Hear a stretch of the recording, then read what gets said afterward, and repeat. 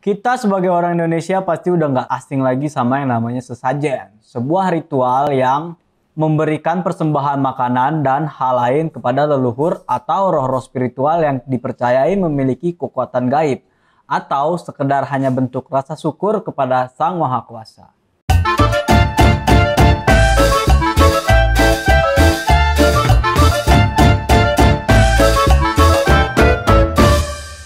Semuanya, gua Kuriting. Apa kabar kalian semuanya? Semoga kalian selalu sehat dan dilancarkan dalam segala urusan kalian masing-masing. Seperti yang gue bilang di awal tadi, kali ini kita akan membahas sesajen dan makanan apa saja yang kerap jadi persembahan untuk ritual sesajen tersebut. Tapi sebelum itu, kita bahas latar belakangnya dulu supaya kita bisa relate dan bisa dibilang lumayan panjang juga nih latar belakangnya. Oke?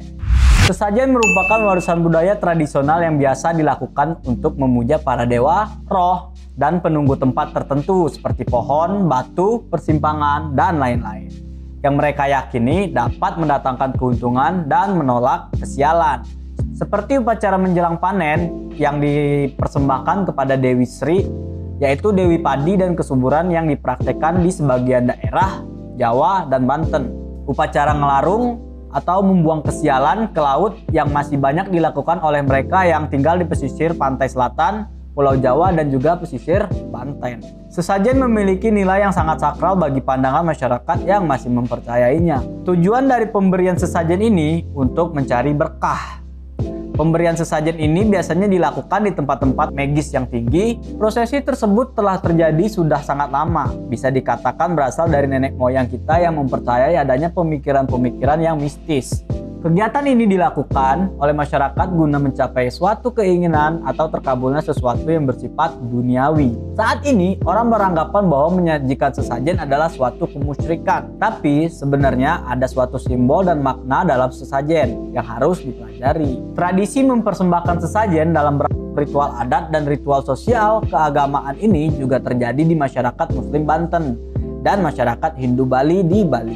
Bahkan hingga saat ini, meskipun memiliki jenis atau ragam sesajen yang berbeda, berbagai ritus pemberian sesajen ini sebenarnya memiliki motif atau tujuan yang sama, yaitu meminta keselamatan atau meminta perlindungan dari Yang Maha Goib agar terhindar dari mara bahaya atau malapetaka yang diakibatkan oleh ruh-ruh gaib yang memiliki nama dan jenis berbeda di setiap tempat. Selain itu, beberapa ritus pemberian sesajen juga ditujukan untuk mengucap rasa syukur dan terima kasih atas apa yang sudah diperoleh dan berharap mendapatkan kesuksesan dan kemakmuran yang sama, bahkan lebih di masa depan yang akan datang. Dalam banyak bentuk ritual adat dan ritual sosial keagamaan, baik di Banten maupun di Bali, hampir selalu ada ritus berkorban. Berkorban merupakan suatu perbuatan membunuh binatang yang dikorbankan dan dijadikan sebagai sesajen dalam upacara atau ritus. Ada beragam makna yang melatar belakangi ritus berkorban ini. Kadang-kadang ritus berkorban ini sebagai bentuk sesajen yang memiliki makna bahwa binatang yang dibunuh itu disajikan kepada dewa-dewa, tetapi biasanya perbuatan-perbuatan upacara seperti itu, orang sendirilah yang akan memakan binatang yang dikorbankan itu dan bukan dewa-dewa. Dalam hal ini, binatang yang dibunuh itu rupanya dianggap sebagai lambang dewa-dewa atau leluhur. Dengan makan binatang korban tadi, orang akan memasukkan dewa ke dalam dirinya. Ada pula yang memaknai bahwa binatang yang dibunuh dianggap sebagai tempat dosa orang dan segala hal yang menyebabkan kesedihan, kesengsaraan manusia dapat dibuang. Dengan membunuh binatang, segala dosa manusia untuk sementara telah dibersihkan dari dosa dan kesengsaraan hidupnya. Di bumi Nusantara ini, hampir semua upacara adat menggunakan sesajen. Upacara pernikahan adat Jawa misalnya.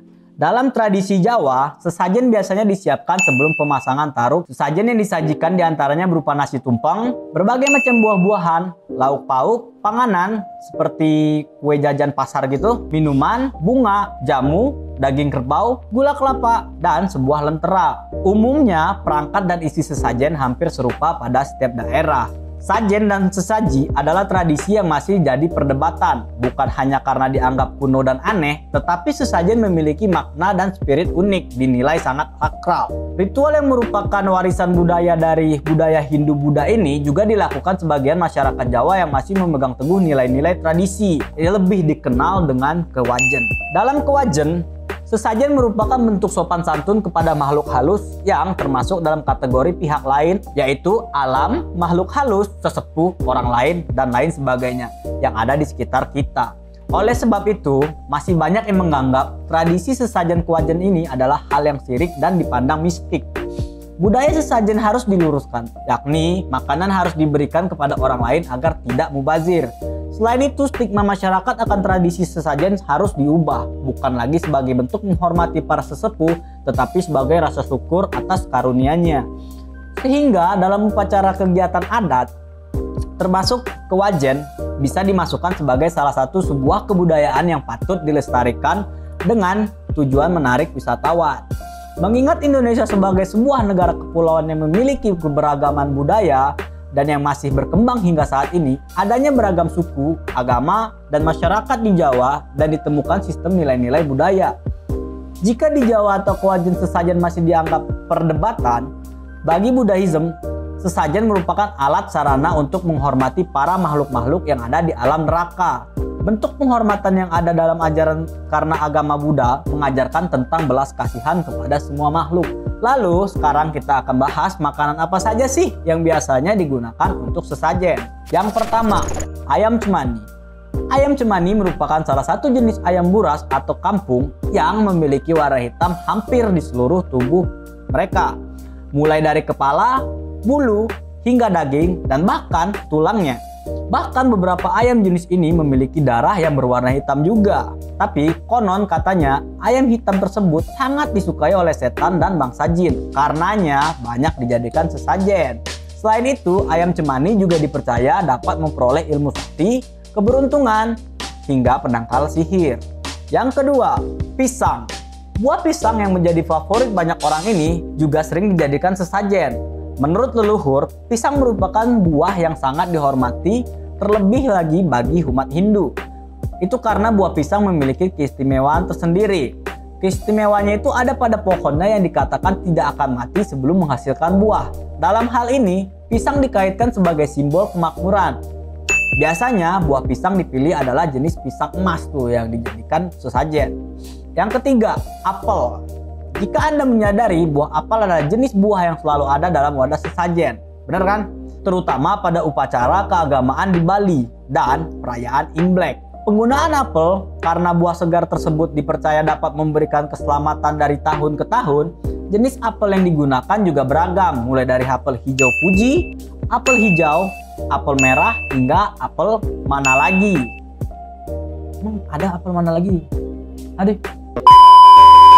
Oke, yang keempat, kelapa. Filosofi dari buah kelapa adalah sebagai perlambangan kehidupan yang makmur dan sejahtera. Itu karena hampir semua bagian dari kelapa dapat dimanfaatkan bagi kehidupan manusia. Mulai dari daun, batang, akar, hingga buah. Bahkan hingga batok kelapanya pun bisa digunakan untuk kelangsungan hidup dan sangat berguna untuk kehidupan manusia. Karena itu, buah ini banyak dipakai untuk sesajen dengan harapan dapat memberikan kehidupan yang makmur. Yang kelima, kopi hitam. Kopi jadi minuman yang rutin diminum oleh leluhur pada zaman dahulu. Karenanya, kopi juga jadi salah satu minuman yang ikut dipakai untuk sesajen. Berdasarkan kepercayaan masyarakat, kopi tersebut dihidangkan untuk para arwah leluhur yang pulang dan mengunjungi keluarganya yang masih hidup. Kopi yang digunakan juga biasanya adalah kopi hitam yang pekat. Oke, nah itu dia beberapa hal yang kerap dijadikan sesajen untuk ritual-ritual tertentu dan mungkin udah nggak asing lagi bagi kita. Dari sini gue menarik kesimpulan dan pendapat pribadi bahwasanya sesajen bukan hanya dilakukan untuk hal-hal yang sifatnya negatif, tetapi juga suatu bentuk rasa syukur kepada Maha Kuasa menurut kepercayaan masing-masing. Dan menurut gue juga satu lagi nih, sesajen itu bisa jadi sebuah kebudayaan yang menarik buat para masyarakat atau para turis yang datang ke Indonesia, terutama di Nusantara ini. Karena banyak tuh budaya-budaya soal sesajen di Nusantara ini. Salah satunya yang kita ngomongin pertama tadi. Oke, gimana tuh menurut kalian? Jika kalian suka sama pembahasan kita tadi, kalian bisa like video ini dan share ke teman-teman kalian. Atau kalian juga bisa berkomentar di kolom komentar dan juga bisa berdiskusi satu sama lain. Oke, sekian dari gue Kuriting. Gue bakal bahas hal-hal yang menyangkut sejarah, mitos, dan filosofi seputar makanan ke depannya. Supaya nggak ketinggalan konten selanjutnya, silakan klik subscribe dan hidupkan tombol lonceng notifikasinya supaya notifikasinya langsung masuk ke smartphone kalian kalau kami upload konten baru. Gue Kuriting, gue undur diri. Selamat pagi, sore, siang, dan malam. Dan sampai jumpa.